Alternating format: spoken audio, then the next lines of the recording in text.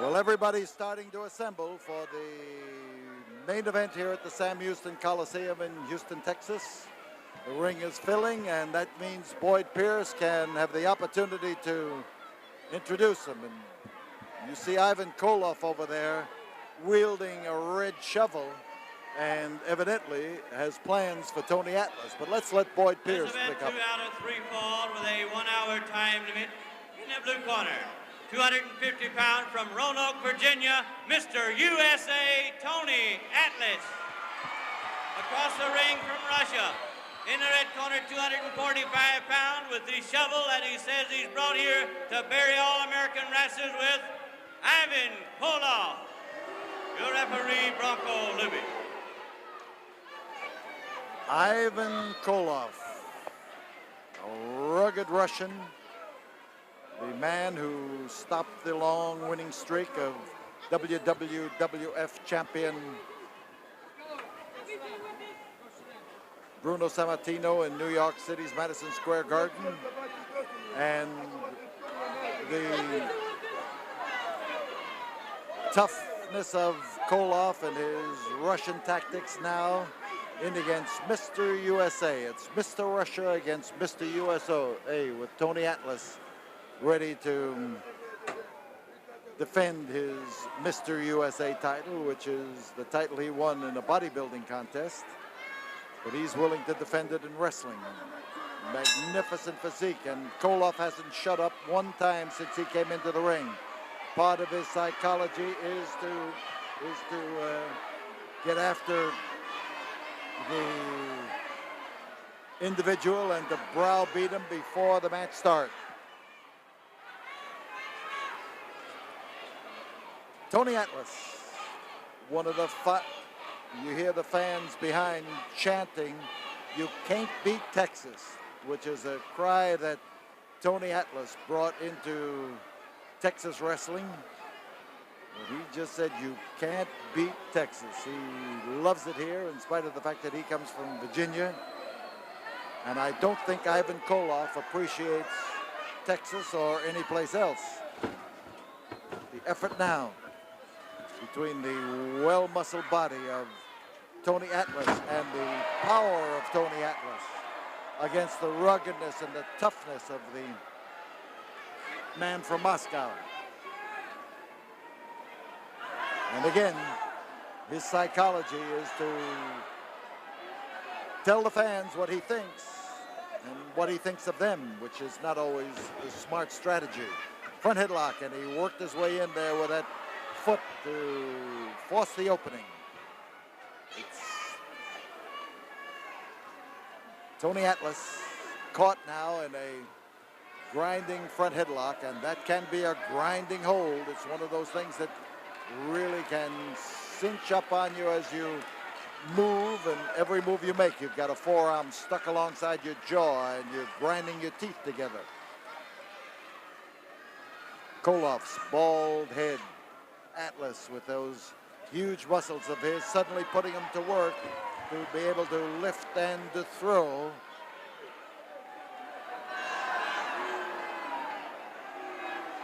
And again, Koloff claims that everything that's happened to him has happened to the garment that he's wearing, but it ain't necessarily so just because Koloff makes the claim.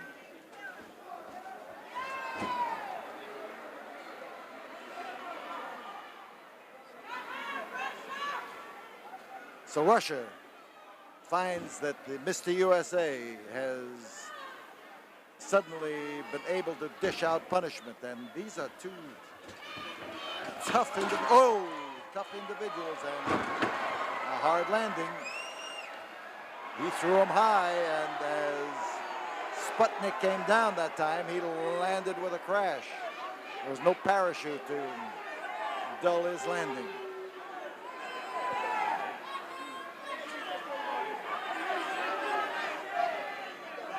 Constant sparring here for openings. Each of them wants to win this first fall. It's always good to be a fall ahead. And Koloff, of course, is a veteran of wrestling on several continents, several styles, Greco-Roman, catch as catch can, American style and European style, and there are differences. Here is a test of strength. The short arms of Koloff trying to match up against the powerful 22-inch biceps of Mr. USA. And again, Koloff lets out a roar of triumph, trying to tell the fans here what he's gaining in advantage over Tony Atlas. And you can't beat Texas sounds off again. So Atlas, shoulders close. You see the referee looking, shoulders down, 2, and not quite. As Atlas now starts to get into trouble, he exerts the power. Look at that body, look at that arm. That left arm of his is the one he's really using. And the fans giving him the go, go, go signal. And Tony comes around from an almost impossible position to even things and to stack up against Ivan Koloff.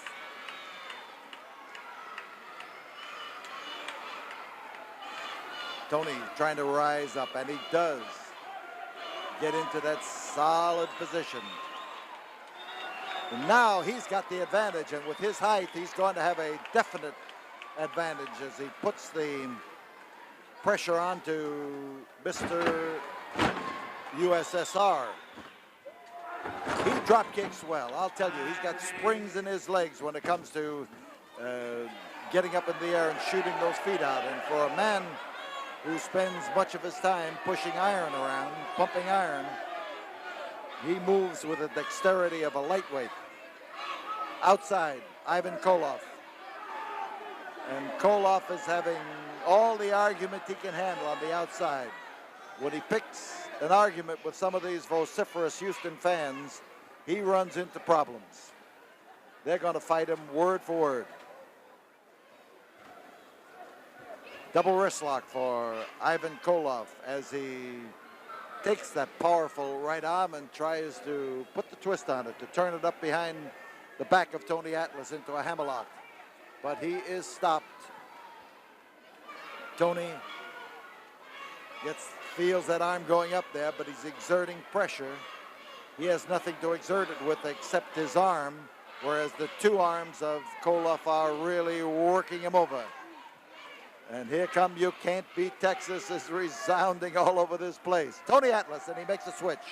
Japanese arm block, and he takes him down. A good switch by Tony. He waited his turn and then made the turn. He's got a figure 4 arm lock right now. Good position. And again, the Russian mouth keeps sounding off, and he tells the referee what he ought to be doing. Koloff is a torrent of invective as he stays up in that ring and fights off everything that's done with a babble of words and a tough attack. Nice work by Tony. Good, nimble work, and he comes over there beautifully. Long been an argument among people who don't lift weights and don't believe in lifting weights, that weightlifting ties you up and inhibits your muscular movement. But they've never seen Tony Atlas in action.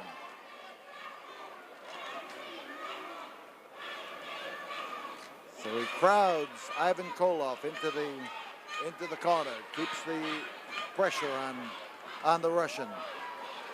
And the Russian's becoming upset at the You Can't Beat Texas behind us. He's telling him to shut up.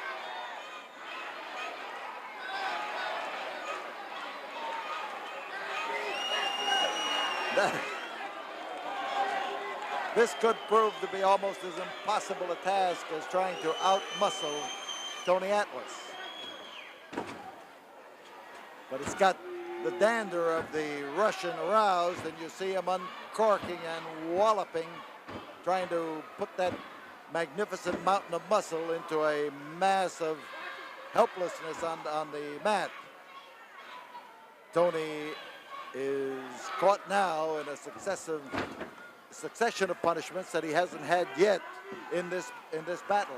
But this time he rolled right out of it, and there again, the usefulness of that muscle came in mighty, mighty handy. Tony with a lumbering wallop that brings muscle against bone. Oh, timber. There goes Ivan looking for the outside and a place to hold up. Ivan bent over, rubbing his arm. The right arm, he's got a big bandage on that right arm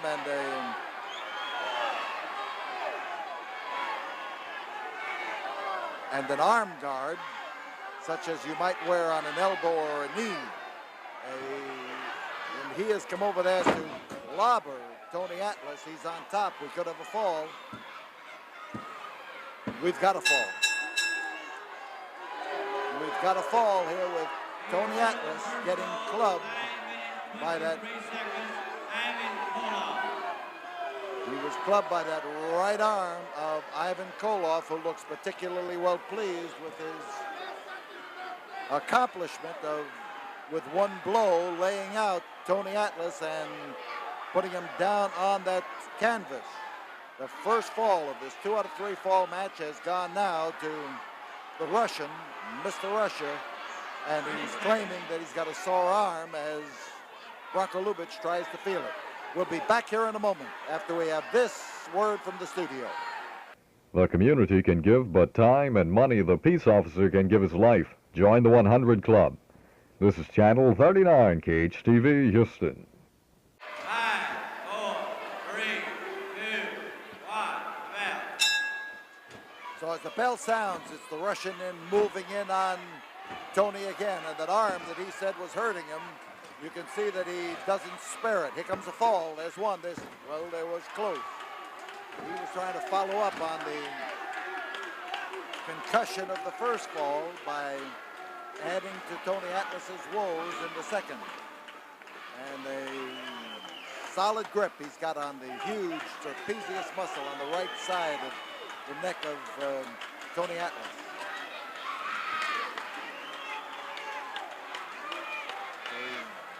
Big Tony trying to fight off the grip, and he's got plenty there to grab. And of course, that's what the problem is right now, as he lays it in there and puts the big squeeze. And Tony's having his tough moments. Ivan Koloff rearing in there and trying to literally push him through that canvas. This could be it.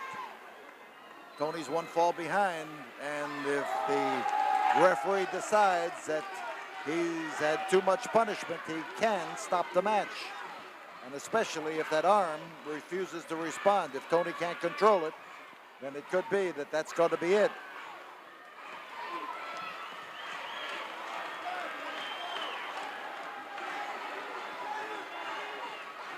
You're looking at the Russian as he bears down on the big trapezius muscle of the boy from Virginia.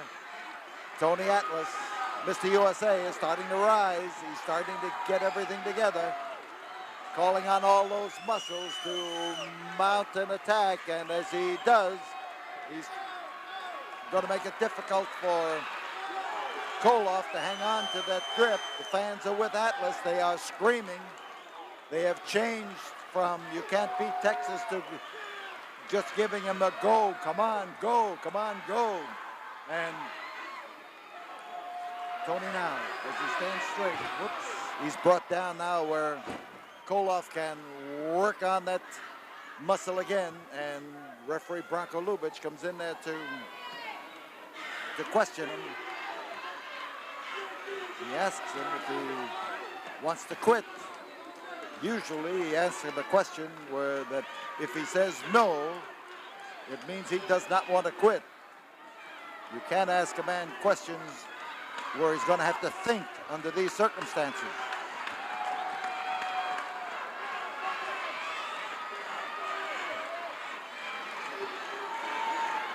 So Atlas trying to fight his way out of the grip the Russian has on him, and the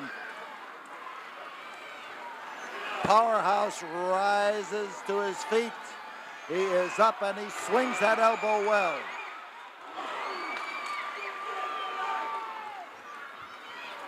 Koloff knows a good thing when he sees it. You saw him snatch him by the trunks and jerk him off balance that time, as well as grab him by the muscle. The big trapezius muscle, the one that holds up your neck, a diamond-shaped muscle that comes on your back and holds that head up straight and is the powerhouse force of a man with a big neck.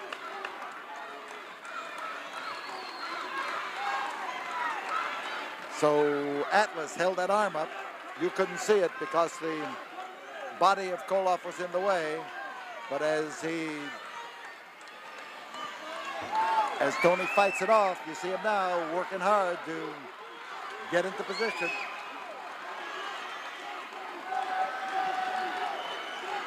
Here he is fighting a little bit more. He's got to get rid of that to get all of the power back in that right hand of his. The longer it holds on there, it interferes with circulation. It interferes with the nerve power.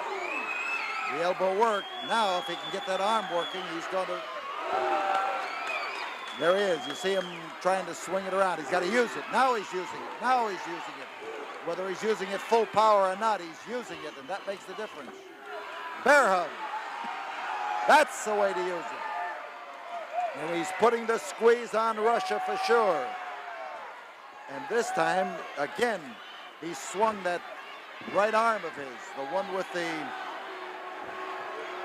bandage on it, or the covering, the last, there it is. I was going to say knee pad. I could be wrong. It may be an elbow pad, but it is ostensibly used for that purpose. See, as he swings it around, there doesn't seem to be anything wrong with the manner in which he is able to hit a man with it. He's trying to get that muscle again. He may make it, but he's vulnerable because he's in front of Tony Atlas, and they hit hard. They hit hard, and Tony may have caught more than his share because Atlas is starting to move, rather Koloff is starting to move. And here he comes, looking for the opportunity to land on Tony Atlas. He waited. Tony waited there and took a chance so that the Russian would be tempted to jump. And now he starts to take charge.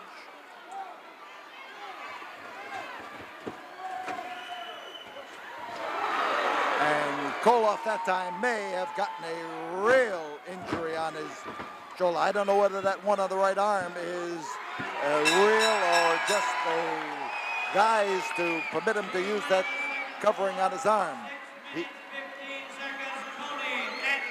The equalizing fall goes to Tony Atlas with a combination of things that he does well. So Tony Atlas evens things. He took a lot of punishment in that fall, but there is still one fall to go, and this roughhouse match here. Now the people are starting to complain, telling Tony about that forearm, about the bandage on the forearm, and telling the referee. And the referee gets around there to look at it, and he says it hurts. The Russian says it hurts. The fans start screaming and screaming more. We'll be back here in a moment after we have this word from the studio. Have you ever had your brakes checked? I think you need a brake check. Did you know the brake check will check your brakes free? Go to brake check. Go to brake check. Go to brake check. Go to brake check. Have you ever had your brakes checked? I think you need a brake check. Did you know the brake check will check your brakes free? Examining that bandage of Ivan Koloff, and the referee has decided that the bandage is there for legitimate reasons. and Koloff is still working on it, twisting it around. He's got a different portion of it to the front that he had just a little while ago. He had that hole in the front. Now he's got the other part of the bandage there, and referee Bronco Lubitsch looks it over.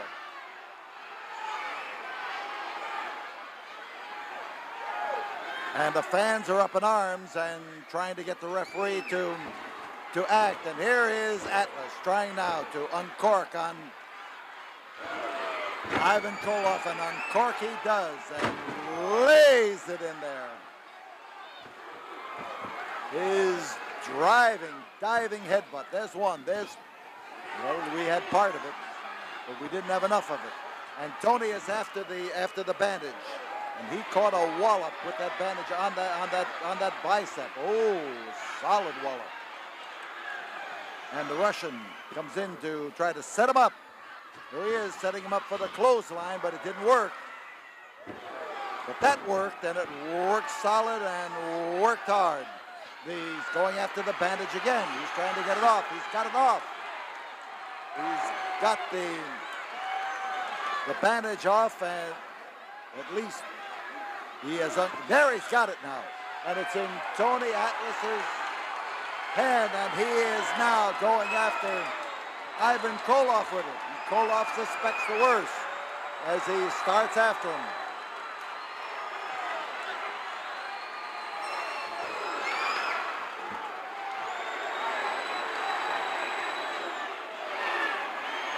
So Tony Atlas gives Ivan Koloff a taste of his own medicine here as he blasts away at him. And as the referee tries to take it away from him, Tony just got him out of the way. So now Tony has moved that down on his fist, and he starts, whoa, he clobbered him across the kisser, and the referee is going to disqualify Tony Atlas for throwing him down, and we've got a case of now it looks to me like Bronco Lubitsch wants to give it to Tony Atlas, and neither one of these guys want the referee to interfere. We've got a battle going on here where the ring post, and Ivan Koloff is now bleeding badly from the head. The referee, Danny McShane, has come down to the ringside, and this thing has obviously broken completely out of whack as Tony Atlas now takes that chair and lays it in on the head of Ivan Koloff, and Bronco Lubitsch is someplace around. Where's Bronco Lubitsch? The McShane has come, and now Tony Atlas gets up into the ring. So does Danny McShane. Here is Lubitsch coming around to get after him, and they start to maneuver. There's the grip. Danny McShane is not able to do that. Well, it looks to me like the referees are not able to get this under control, and it's Koloff and Atlas as everything has busted wide open, and McShane can't hold him, and again Tony Atlas has that bandage in his hand. Here comes the Camela Diablo and number 1 and number 2 as they try to put a stop to this and get it under control. I don't know what decision has been made, but we've got wrestlers up into the ring trying to put a stop to it, and they finally have Atlas under control for a while, and he has come in here to blast away at Ivan Koloff, and it has busted loose again. There's the Russian, Mr. Russia being held, and up here they've got, and the Russian is throwing people around, and the Russian just caught it from Tony Atlas.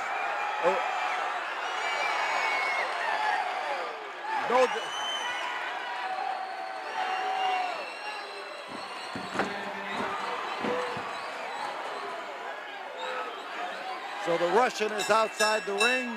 Referee Bronco Lubitsch has disqualified both men. Both men have been disqualified here in this third and final fall of this wild battle here at the Sam Houston Coliseum, and you're looking at the face of Mr. Rusher as he tries to get back up in that ring where Tony Atlas is waiting, and the Diablo twins are trying to hold him loose, keep him from getting into the ring. McShane trying to step in front of him, and the Russian is trying to get in, and Tony is more than ready. He's telling him to pick up that weapon that he struck him with. And things have not quieted down, not at all, as the Russian here kicks his way loose. We've got Atlas and Koloff all over again, and well, the battle is over, but you'd never know it. And Atlas again blasts away at Ivan Koloff. Tony Atlas trying for a high dive, and there goes the Russian, holding onto his head, and he's off here on the concrete.